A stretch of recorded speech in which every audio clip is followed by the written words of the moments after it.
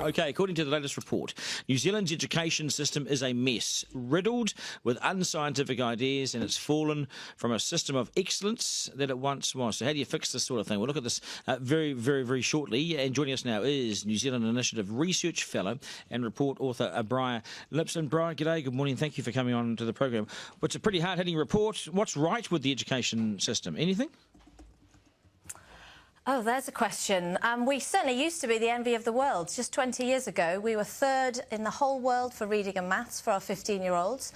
And since then, we've done nothing but decline. So in reading, we're now 6th and 19th for maths. Right. What have we done wrong? What is it that we're doing or not doing that's got us into this sort of decline?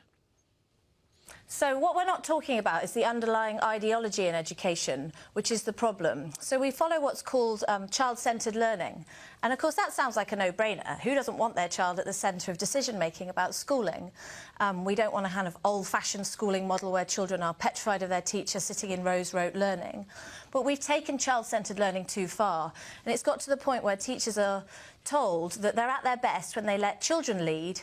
And of course, unfortunately, that isn't true because most children are novices. They need adults to decide what knowledge is most important, most powerful. They need to be taught explicitly by teachers who stand at the front and authoritative. And, you know, we see it today, this dramatic pendulum swing towards child-centrism in our open plan learning environments where there's sort of beanbags all over the floor and children are doing collaboration and independent learning. And unfortunately, though we want them to be independent, ultimately, the route to independence is not to practice being independent. The route to creativity and independence is to do things like learning your times tables and how to construct a sentence in grammar and do your spellings. And we've just got the balance wrong in New Zealand. Yeah, I think we tried to get all modern and trendy and hip when nothing was broken in the first place. I mean, old-fashioned approaches to some things actually work, and they're old-fashioned, stick with them.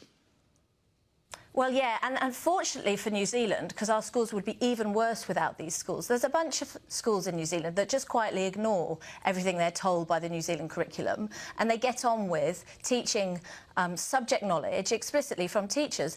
And of course, a great parallel is the professional sports person or perhaps a professional musician. They know that the route to being good at to being skilled at what they do is to practice the broken down parts of it. So a rugby player doesn't spend most of their time training in playing rugby matches. They spend time in the gym, they're weight training, they're you know, doing set plays and line-outs and drills.